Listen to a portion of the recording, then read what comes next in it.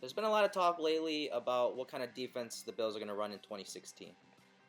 A lot of fans are expecting more of a 3-4 defense because Doug Whaley mentioned it in an interview recently. I don't totally buy it. I do think that Whaley is blowing some smoke for draft purposes.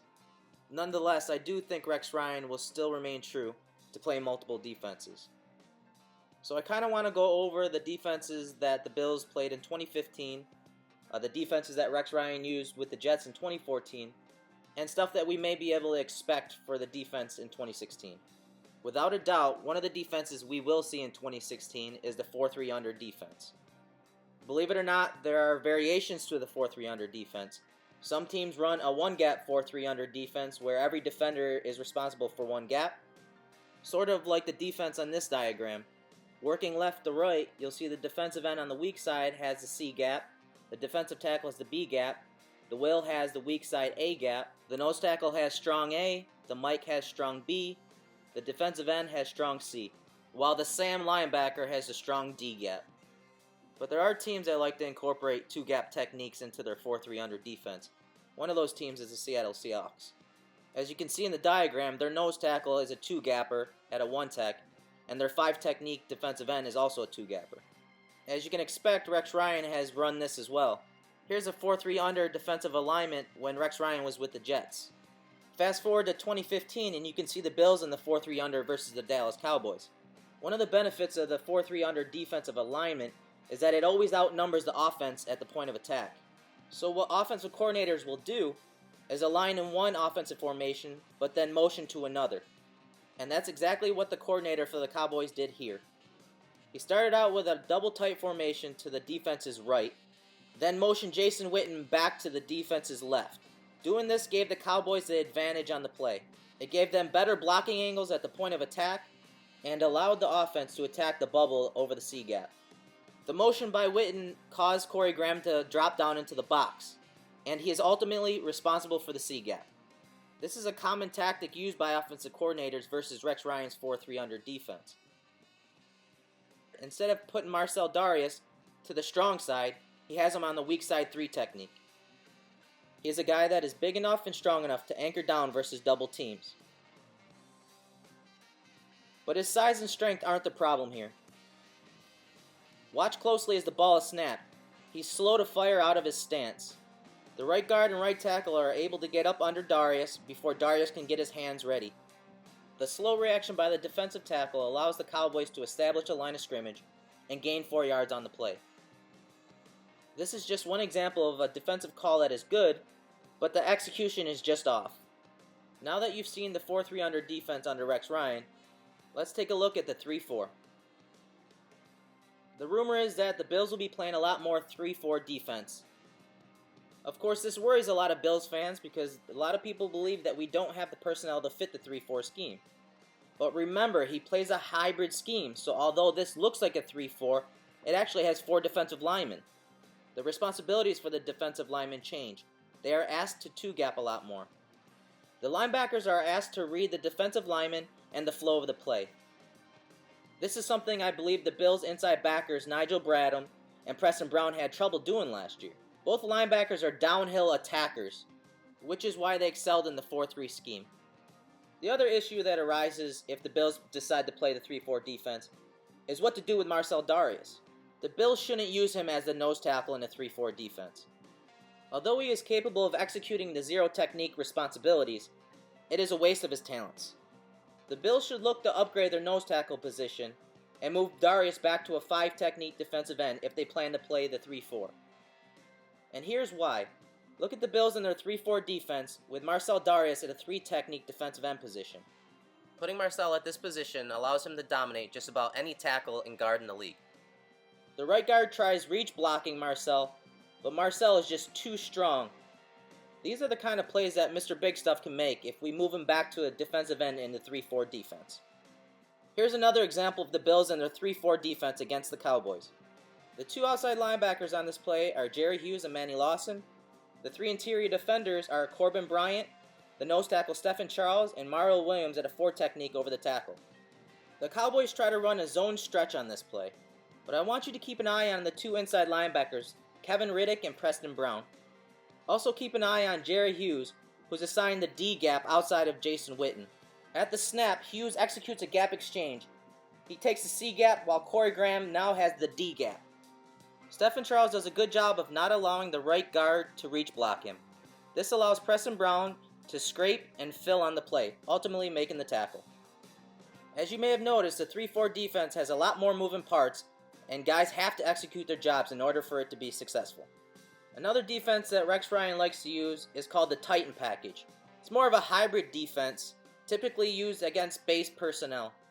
Here's a picture of it from the 2010 playbook when Rex Ryan was with the New York Jets.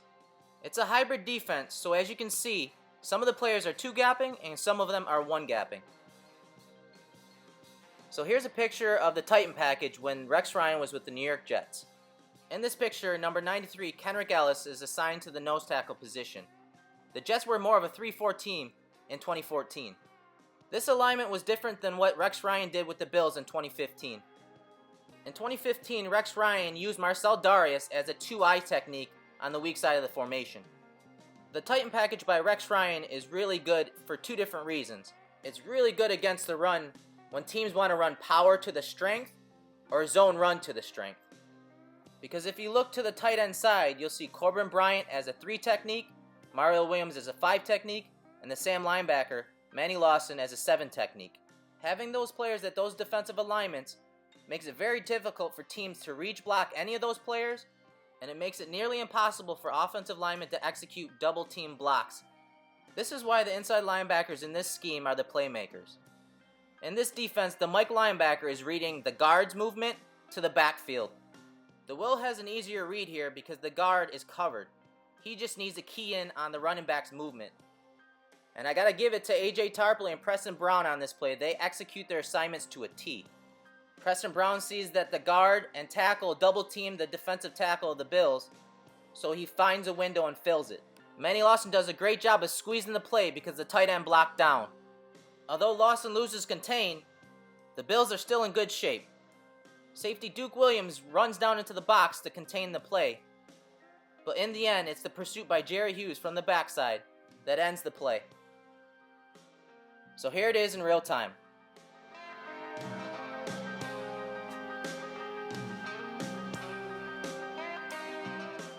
Finally, the last defense that I want to cover is the patented 4-6. The 46 defense puts 8 guys in the box, so as you can imagine, it makes it very difficult on the offense to run against. The following play is taken from the game against the Texans. The Texans come out in 12 personnel, but they actually have an extra lineman as a tight end. Let's break down the defensive alignment from left to right. In a 2-point stance, you have Jerry Hughes, a couple yards outside the tackle. Then you have a 3 technique defensive end, followed by Marcel Darius, the 0 technique nose tackle, another 3 technique defensive end, TJ Barnes. The Will linebacker, Manny Lawson, is heads up on the first tight end in what we call a 6 technique.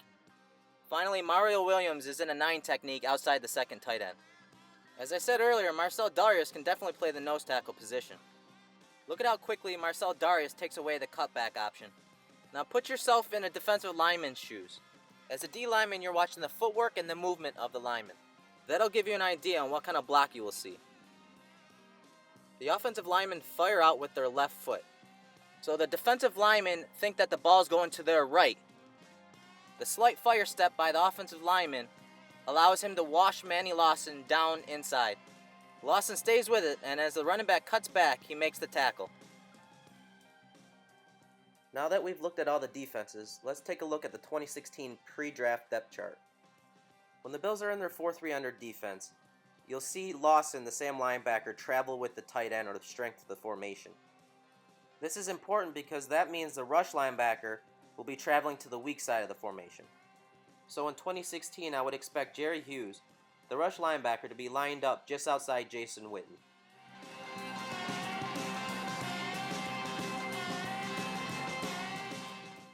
Okay, so here's a 3-4 defense. And when you look at this, you can immediately see that there's a glaring need at the inside linebacker position. The Bills didn't tender inside linebacker Ty Powell, so unless they re-sign him or a free agent, the Bills are going to have to address the inside linebacker position in the draft. Another need when the Bills in their 3-4 defense is an edge rusher. Jerry Hughes was the primary pass rusher in 2015. But the Bills definitely have to bring in someone opposite him. Manny Lawson isn't the pass rusher that he used to be. One way to augment the pass rush is to add a defensive end where Corbin Bryant is lined up. That's why a lot of mock draft experts have the Bills taking a defensive lineman in the first round. On to the 46 defense. When the Bills are in this defense, I do believe they need to upgrade the will position. Currently, they don't have anyone else besides Manny Lawson that can cover a tight end down the field or hold up against the run. So finding this kind of player in the draft may be difficult, but not impossible. I know I'm in the minority, but I honestly believe that the Bills do need to address the cornerback position. If 2015 was any indication on how offenses plan on beating Rex Ryan-led defenses, then cornerback is definitely a need for the Bills. Offenses will continue to quick pass the defense, which is why I believe that the Bills need to upgrade the nickel cornerback position. Defensive line is the deepest position in this draft, and I think you can address that need in rounds 2 or 3. I trust Doug Whaley as a talent evaluator, and I believe that he'll put a top-notch team on the field in 2016.